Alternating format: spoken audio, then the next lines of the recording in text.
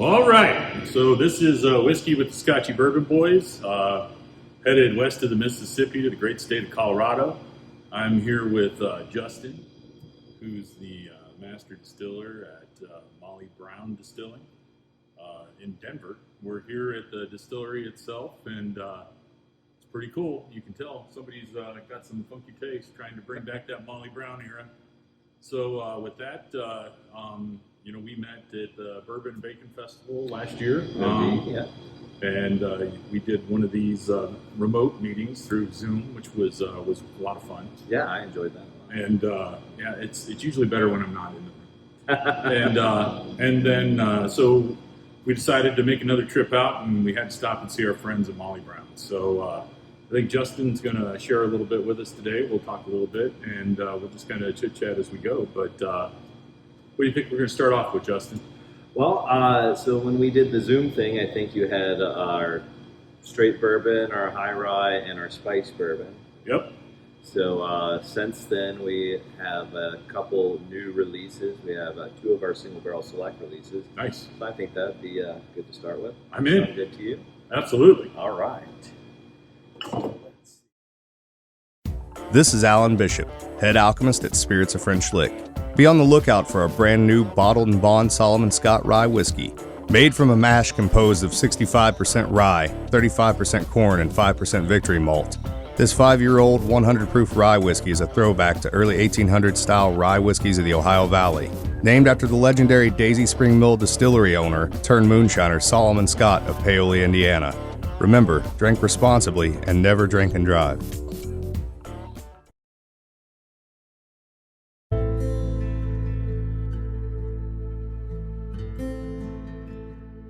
Hey, Scotchy Bourbon Boys fans, this is Alan Bishop, Indiana's alchemist of the Black Forest. So I'm tuning in here today to tell you all about the One Piece at a Time Distilling Institute channel on YouTube. If you're at all interested in the art of distilling, whether it be home distilling or professional distilling, and the intense geekery that goes into that process, then check out the One Piece at a Time Distilling Institute on YouTube. I promise you're going to learn something you didn't know before about the art.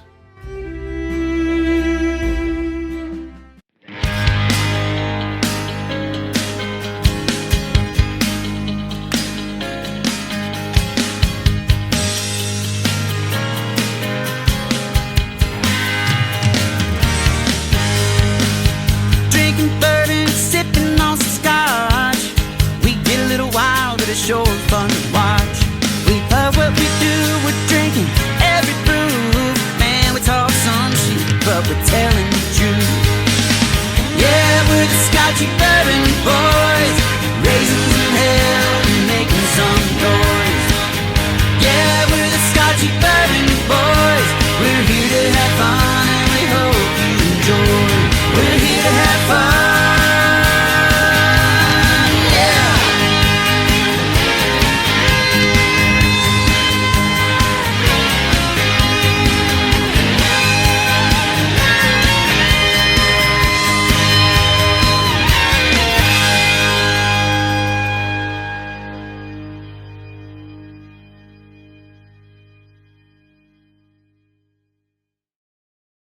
I think that'd be good to start with. I'm in. Sound good to you?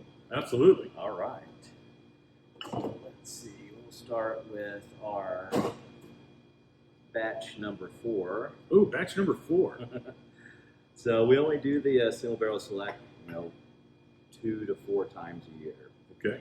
Go through our barrels back there, which we saw, and anything that's kind of unique, we set aside and we'll do our single barrel select.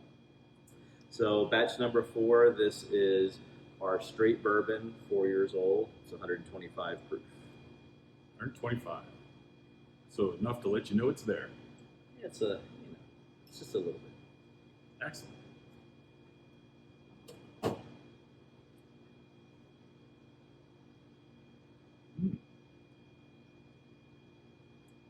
So the mash bill on Cheers. our straight cheers.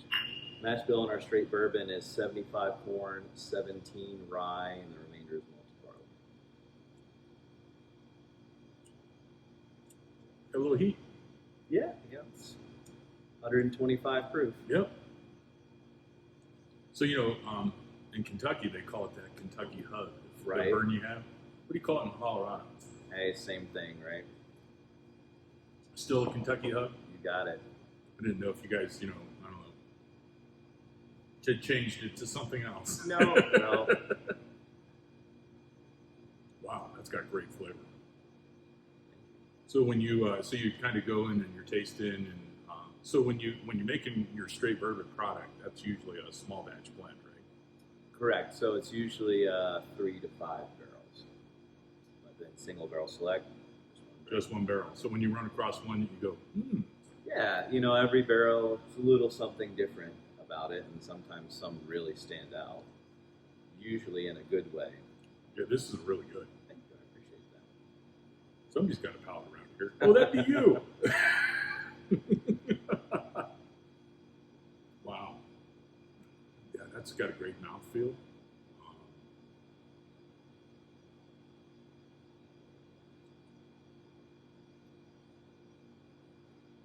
A little bit of spiciness on the palate.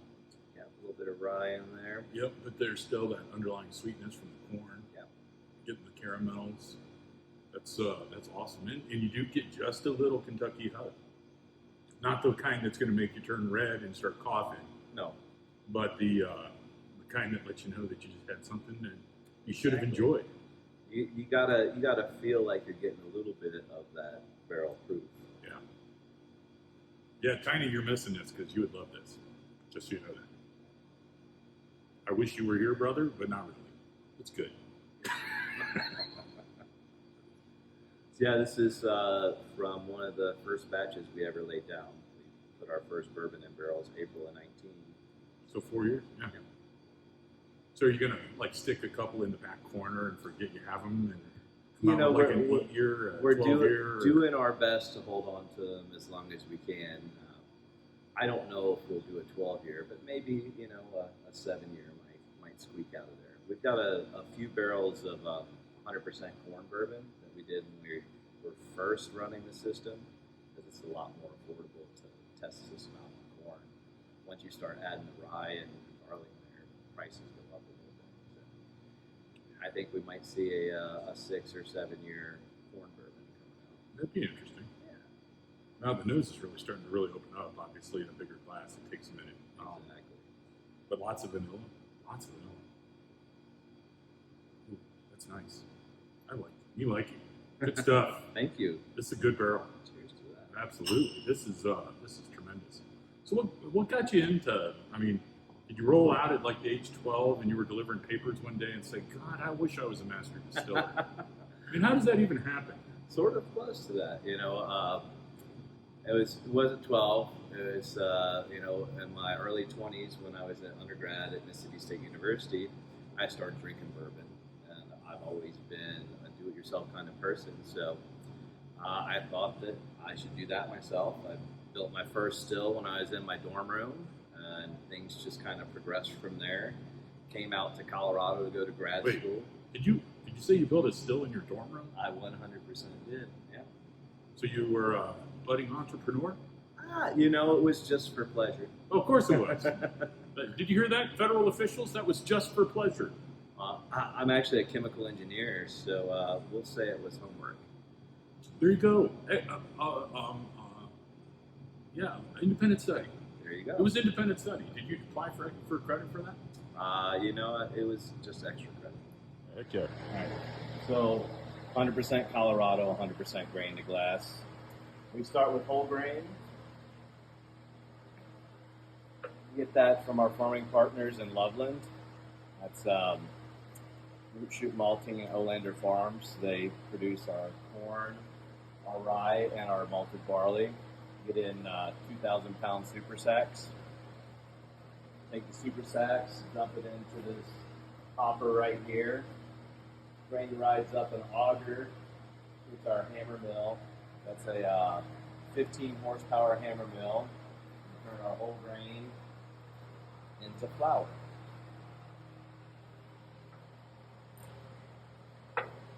Then the milled grain drops down.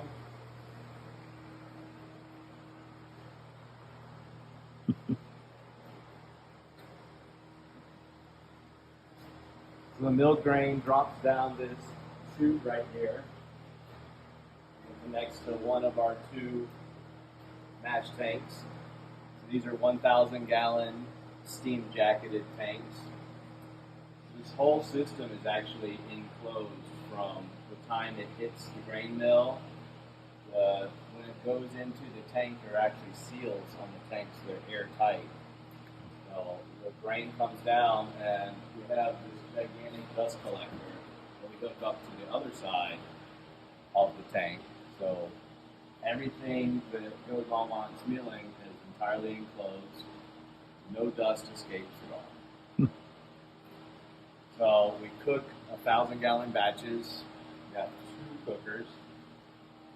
Takes about 8 hours from the milling phase to cooking, and then the starch conversion, and then cooling down. And after that, we transfer from our cook tanks into our fermenter behind here.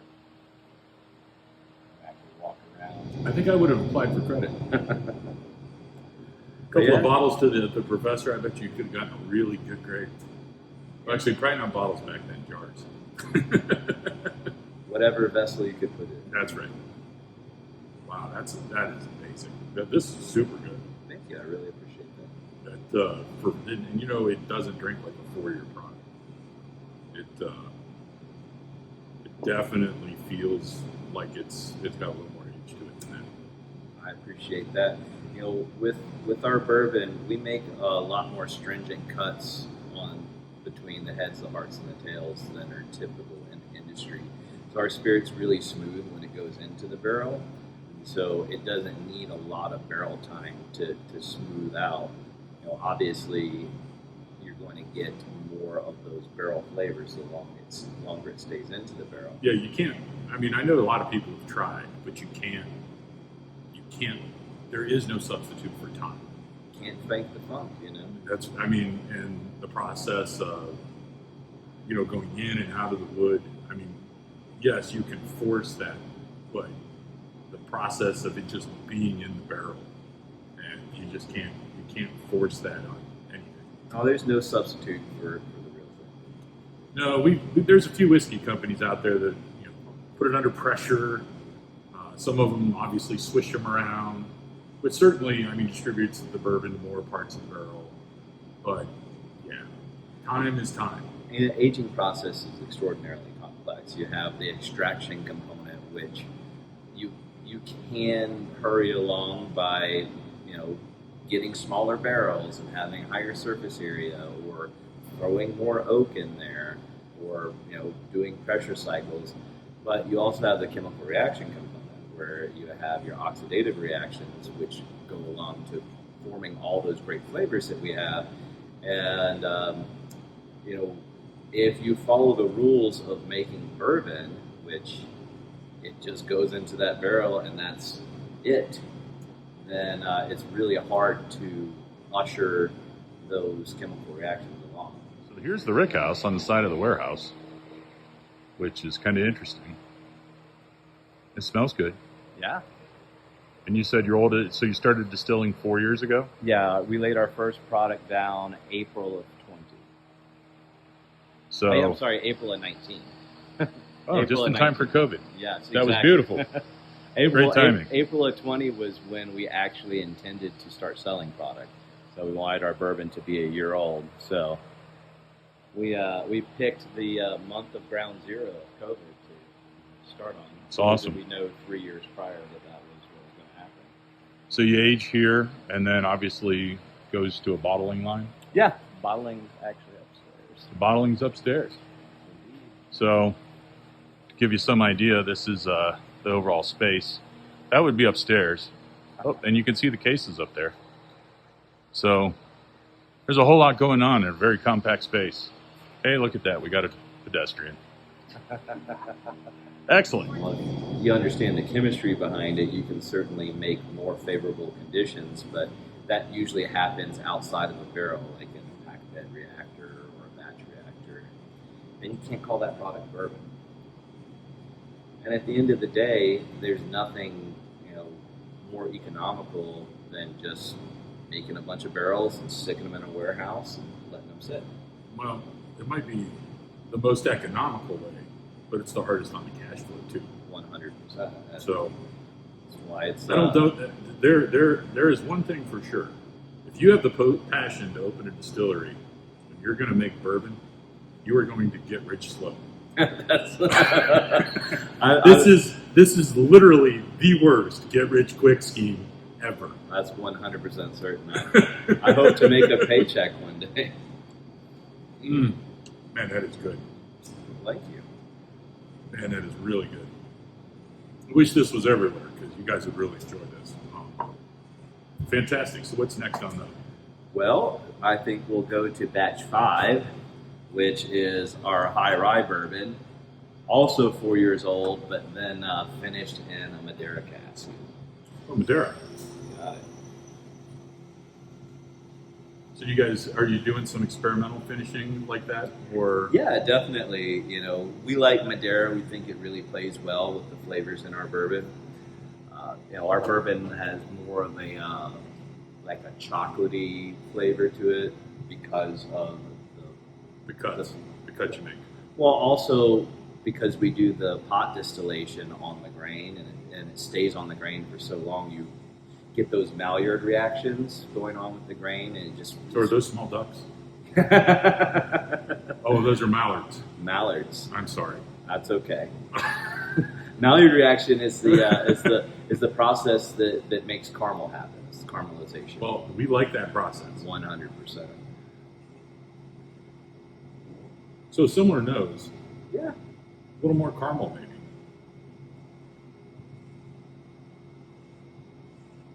Actually, it's kind of a caramel bomb.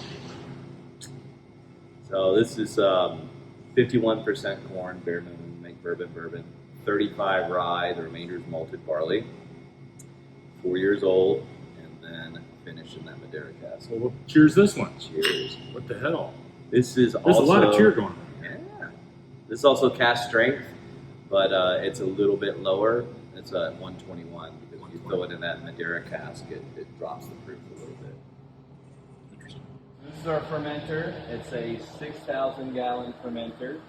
It is both cooled and agitated. So we have a heat exchanger inside, and we also have an agitator inside. Oh, usually I'm the agitator. So we do 4,000 gallon batches. So it's a 6,000 gallon fermenter. We leave 2,000 gallons of head space. So it takes 4 cooks in our mash tuns over there to fill up the fermenter. Cook day is about 18 to 20 hours from beginning to end. Once we pitch the yeast, it takes about 72 hours. And then we have a 10% mash. And we transfer from our fermenter into our stripping still.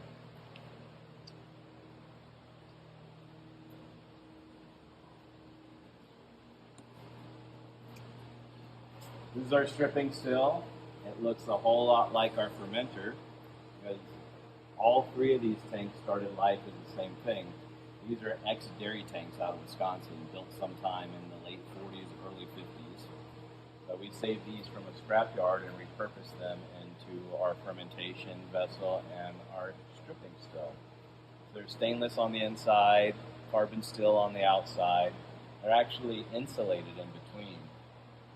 But since it was the late 40s, early 50s, they didn't have foam insulation like we have now. You want to take any guesses as to what the insulation is in there? Corn husks. Nope, not corn husks. Some people say asbestos. Not asbestos. I've heard horsehair, but it's actually cork. So Cork. Like wine corks. Yeah. So there's just huge sheets of cork wrapped around Wow. and in between the 2 shells of all of these tanks.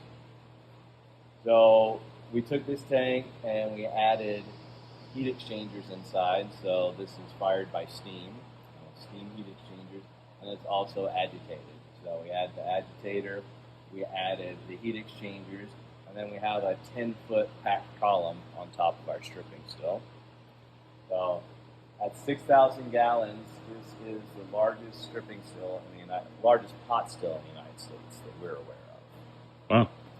The Largest pot still in the United States. largest pot still. The next largest still that we're aware of is about 4,500 gallons. The column is packed with copper. So a lot of people ask, why is your still not made out of copper? Well, we've repurposed materials, and stainless is actually a more ideal material to make a still out of than copper because it's non-reactive. It's important to have copper in your vapor path in order to react with the sulfur compounds that yeast produce, but by adding the copper in the column, you actually have more surface area of copper than if the entire still was made out of copper. So you get the benefits of using the stainless still, but also having the copper in the vapor path. Super.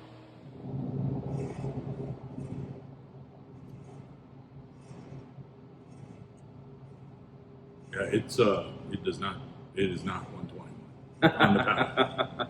It is not 121. I mean, this could be 95 on the palate. It's kind of the hallmark of Molly Brown bourbon is it drinks below its proof. Wow, lots of sugar. No hug on this particular barrel. It just gives you a kiss. I don't know what that's about. I've been married almost 30 years. Kisses are things of the past.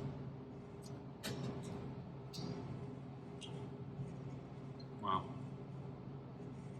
Wow. So I've had some other Madeira finished bourbons. This one's a little different. Definitely it brings out, maybe it's the grains you're using because you're sourcing everything from Moose Valley, right? So all of our grain actually comes from Loveland. Loveland. Yeah, so our farming partners, Root Shoot Malting, Olander Farms, grow everything about half an hour up the road from here. People think my palate's weird. I almost feel like a marshmallow. Is that weird? Yeah, everybody's got a different palate, and it's what you're familiar with. So it's not as full of mouthfeel. It's got a great kind of just sweetness on the palate. And it is. It's almost like it's a toasted marshmallow, obviously not burnt one, which is the way most of the ones I make come out. But yeah, it's good. It's almost like kettle corn without as much corn. Gotcha. That's yummy. I think that the Madeira obviously brings a little bit of sweetness in there, but also I get smokiness from that Madeira. Do you see? I definitely, there's like an underlying chocolate, but it's very thin. But there's definitely some cocoa, which, Tiny from the Scotchy Bourbon Boys says notoriously does not like a lot of ryes, but he loves chocolate. So if you can get chocolate to come through something, he'll just sit there and go, chocolate, dark chocolate, Swiss chocolate, not right, Tiny. So anyway, this is super smooth for a barrel. I mean, for barrel strength, that is good.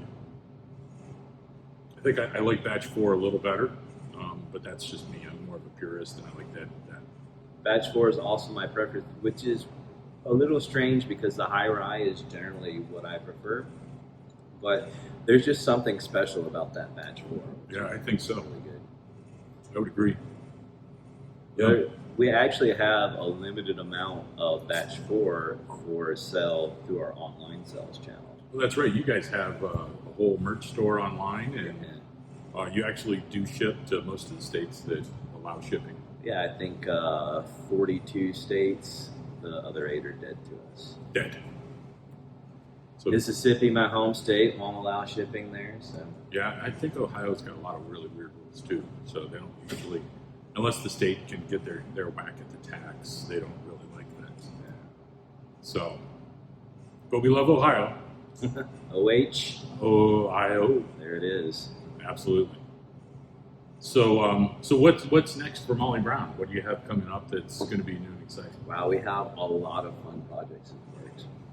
We're actually working on a new line that's called Molly Brown Finishing School. So we're going to take some spirits that are out there in the wild, rum, tequila, and then we're going to finish it in Molly Brown bourbon barrels. Oh, neat. Yeah.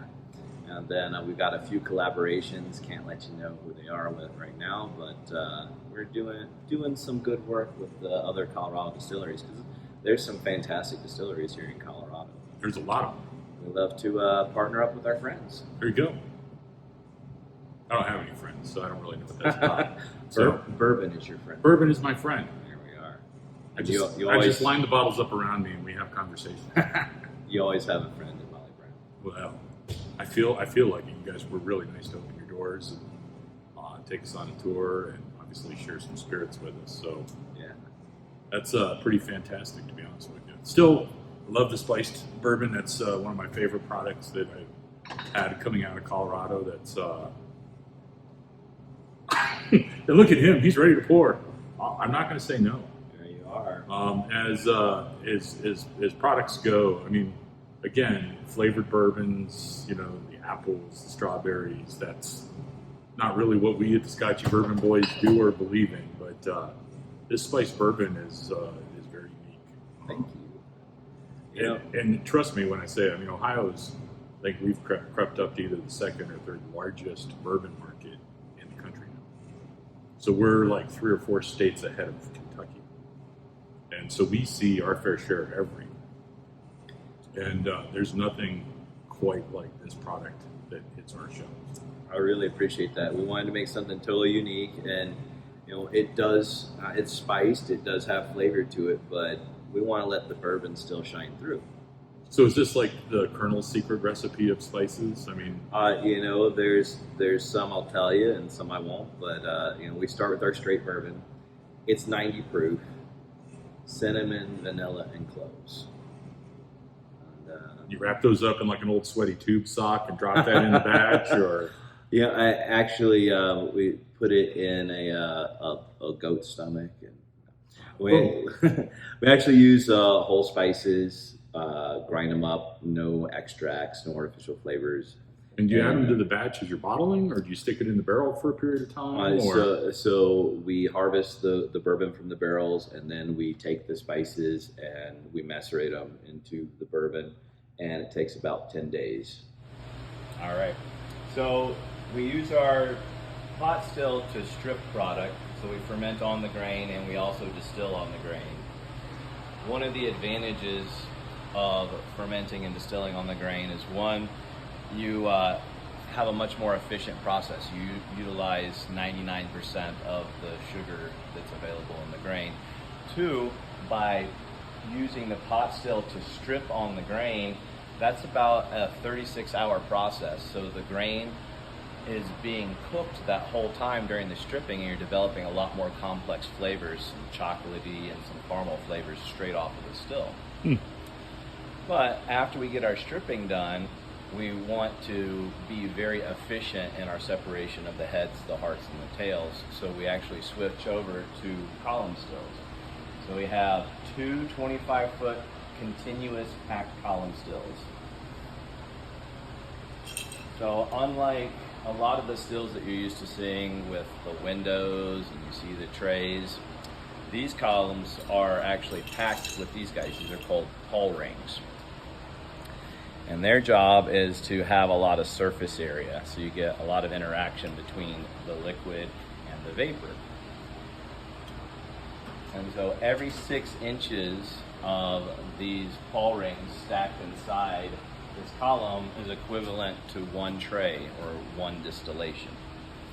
We do a continuous distillation, so we take our strip product, we pump it in about halfway up the column. As it trickles down the column, steam is rising from the heat exchanger down here, causing the lighter components to vaporize and travel up the column, while the heavier or higher boiling point components travel down the column. So in this first column, we separate the heads and the hearts that come out the top, and the tails come out the bottom. Then we transit over to our second column here. Operates just like the first column, but instead heads come out the top and hearts come out the bottom. That enables us to make very precise cuts between our heads, our hearts, and our tails. Very cool. Then we decant the bourbon off of the spices, and we get spiced bourbon. It's I love this stuff. Thank you. Oh, it smells so good. It smells so good. It's funny, you know, at festivals or when people randomly stop in the tasting room and think that we're a brewery, you know, they'll be like, "Oh, I don't like bourbon." Hold on for just a second here. Try the spice bourbon. Yeah, no kidding. And people love it. We call it the gateway bourbon or the starter bourbon. We actually talk about that. There's several brands that are meant to be bridge products to take the non-bourbon drinker and introduce them to the world of bourbon without hitting them in the face with a full proof or Sure. Something exotic. I guess I never really thought about this, but every time I take a sip of this, it makes me feel like I've got a blanket. I'm sitting outside on one of our chairs, and the fire's going. The leaves are starting to fall. I'm like, I'm ready. Oh, exactly. You know, you want a flask to take to that football game or up on the mountains when you're skiing or whatever. Or to the office and put in the top drawer. Sneak it into your coffee on the way to work. There you go. I mean, there's nothing wrong with that. I don't think so. They don't offer it at McDonald's, but just tell them to leave room for cream. Exactly. I think there are Starbucks that have spirits these days. Are there really? I think there are. Well, not where I'm from. Wow, that's super good. So clearly I'm a fan of Molly Brown. To be honest with you, I haven't had a product here that's disappointed, and I'm in love with Batch 4. I mean, that's literally what bourbon should be about. So hopefully you take a bottle of that and put it in a competition or two. I think you could do real well. I appreciate that. Well, there's only 221 bottles, so they're very Wow. very sought after, if you will. But I think we might send one out. Love spiced bourbon. For you purists at home that are going, oh, spiced bourbon. Oh, you can't do that. Oh, well, you know what? Drink this and then talk to me. This is so good. And spiced bourbon is definitely available on the website. Yeah, absolutely. Actually, so the 3 standard products are always available on the website. You got it. Yeah, straight bourbon, high rye, and the spiced. And then I think there's 12 bottles of the batch 4 also available on the website. Nice. So only 12. So if you're watching this 6 months after we post it, you probably are completely just out of luck. But hey, go and check it out anyway, because there might be a new batch up. Yeah, 100%. We'll always have a single barrel select. And, you can always hire, somebody to Smokey and the Bandit it to your house. That's right. Do you think Uber Eats would drop off a bottle of bourbon? I'm sure they would. You just got to I wonder my kids are so put happy. a big enough tip, right? That's right. I wonder what the delivery fee would be from Denver to Akron, Ohio. $12. Yeah, maybe. I get mad when they have that $3.95 processing. That is delicious. Wow. So what's next for you personally? Are you? Obviously your still setup seems like you've got more still than you have ability to run almost, right? I mean, you could run that bad boy. We're set up for production back there, right? Yeah. We actually have started taking on some contracts. It's all hush hush on who we're doing it for. Right. But, that makes sense. If you are drinking Colorado bourbon and you don't know where it's coming from, it might be coming from us because we make 100% Colorado, 100% grain to glass. And we're actually doing a project with our farming partner. That's the next thing that's going to go on the still. So we're going to lay down some bottled in bond bourbon for them. Really? Yeah. So do they have a bonded warehouse they can put it in, or? Right here. That's actually a bonded warehouse. You got it. That wall. Who knew? Usually you think of the chain link fence and a sectioned off part of the. Yeah. So we'll make sure everything is taken care of. So that'll have to be 4 years old and bottled at 100 proof. So you got it. You lay it down now, and we'll be able to enjoy that in 2027 sometime. That's the plan. That's killer. Yeah, look for it, Root Shoot Bourbon, 4 years from now. Excellent. So upcoming festivals, people can come see you guys? So I think the next big festival that we're at is the Rocky Mountain Cigar Festival. So that's coming up in a couple weeks. Festival season's starting to peter out, but we've been going strong. I think we've done 8 festivals in 6 weeks. We got a big one coming up in Estes Park. There's a couple more down the line. Breckenridge. Yeah, I think Bourbon and Bacon is back at the end of the month. Bourbon and Bacon, and then also Still on the Hill. So anywhere that you can find bourbon in Colorado, we're probably going to be there. Excellent. Well, fantastic, man. Well, I appreciate your hospitality and for letting us come out and share a little bit of your afternoon. Kurt, it's a pleasure to actually see you in person. Heck yeah. Well, I know I'm not much to look at, but Who is, right? I guess we could go through a pretty long list, but no, I actually really enjoyed this. Love your product. Can't say enough about Molly Brown. Not only the people, but the spirits are just fantastic. So it's a bunch of people that have a passion for putting out good whiskey, and that's exactly what we got in front of us today. So appreciate you all, and with that, I guess we'll let this take us out.